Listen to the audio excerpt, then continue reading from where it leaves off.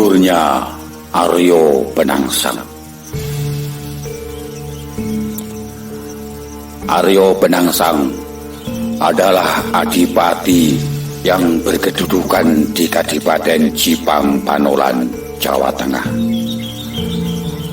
Aryo Penangsang merupakan putra Raden Kikin alias Pangeran Surawiyoto alias Pangeran Sedo Lepen. Ayahnya tewas di tangan Sunan Prawoto dalam sebuah peperangan yang memperebutkan tahta Demak untuk menggantikan Sultan Trenggono. Akhirnya Sunan Prawoto dinobatkan sebagai Sultan Demak.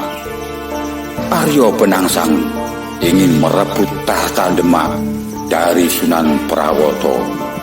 Keinginan itu bukan muncul begitu saja, tetapi juga untuk membalas dendam atas kematian ayahnya.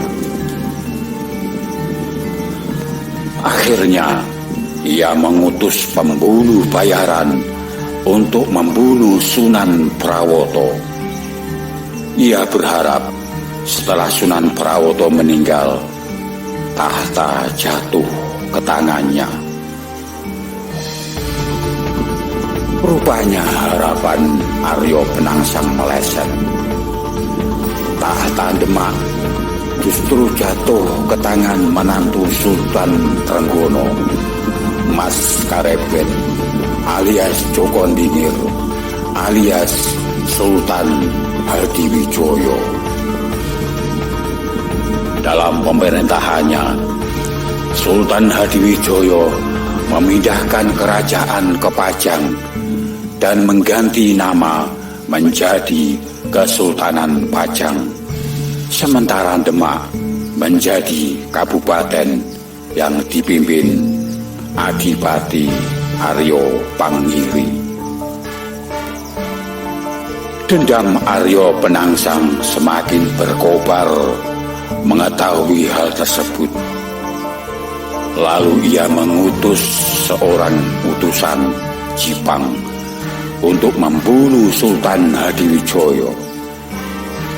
Supaya rencana berhasil, Aryo Penangsang meminjamkan pusakanya keris Prongot Setan Kober kepada utusan tersebut.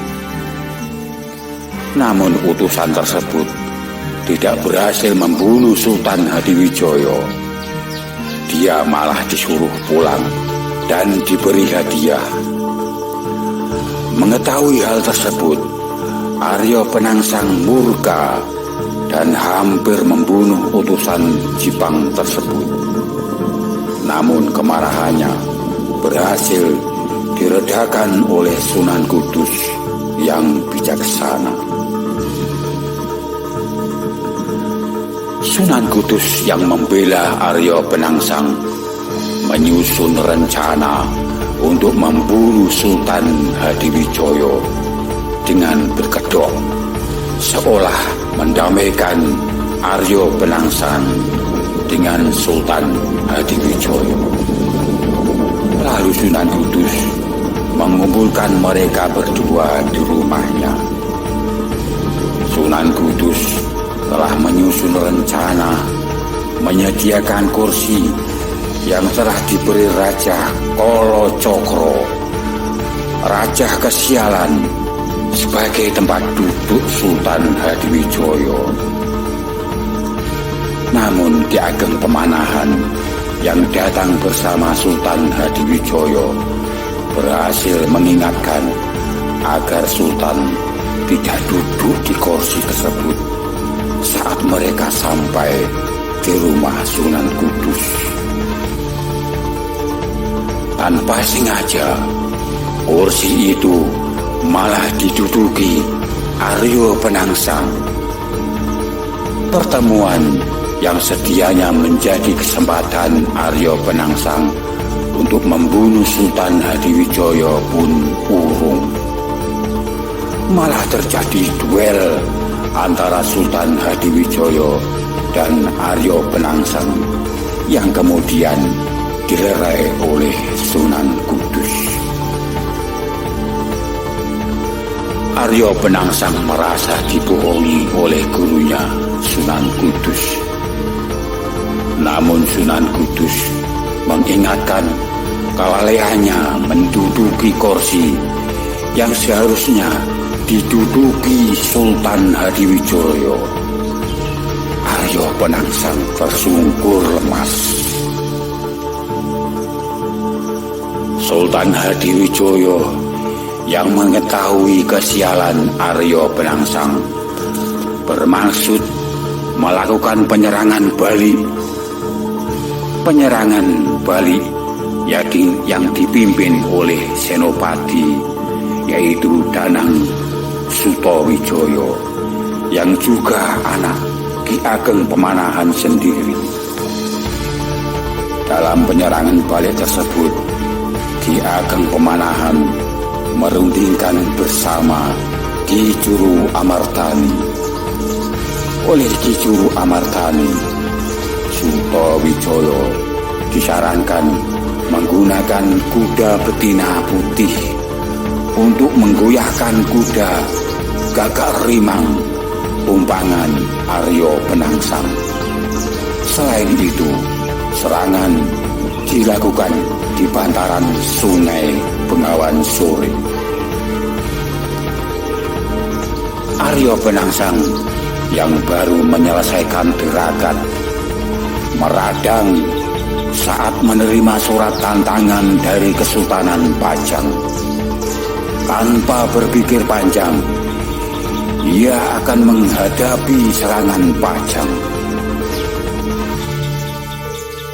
Prajurit Jipang telah sampai ke Sungai Bengawan Sore. Atas saran Ki Juru Amartani dan instruksi Ki Ageng Pemanahan, prajurit Pajang diperintah mengejar prajurit Jipang supaya mereka menyeberang Sungai Bengawan Sore. Taktik tersebut berhasil. Prajurit Jipang menyeberang Sungai Bengawan Sore. Prajurit Jipang yang telah kelelahan menyeberang sungai berhasil dikalahkan prajurit Pajang. Merasa dipermainkan, Arya Penangsang semakin tersulut emosi, ditambah dengan kudanya Gagak Rimang yang sulit dikendalikan karena tertarik dengan kuda betina Danang Sutawijaya yang telah dipotong ekornya. Situasi tersebut tidak disia-siakan Danang Sutawijaya.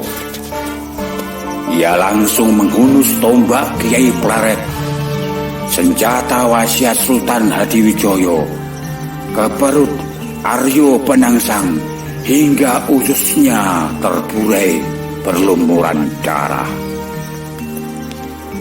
Dalam kondisi terburai, ia masih sempat mengejar Danang Sutawijaya. Usus yang terburai hanya disambarkan ke keris setan Prongot Setan Kober. Dalam pertempuran tersebut, Danang Sutawijaya hampir kalah. Arya Penangsang bermaksud menghunus kerisnya ke dada Danang Sutawijaya. Namun ia lupa bahwa ususnya tersambar ke keris, sehingga sewaktu Arya Penangsang mencabut keris dari wadahnya, ususnya terpotong. Karena kesaktiannya, ia belum mati, walaupun ususnya sudah terpotong.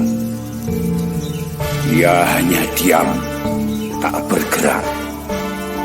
Ki Ageng Pemanahan yang tahu bahwa Arya Penangsang belum mati, kalau belum terhisap ubun-ubunnya.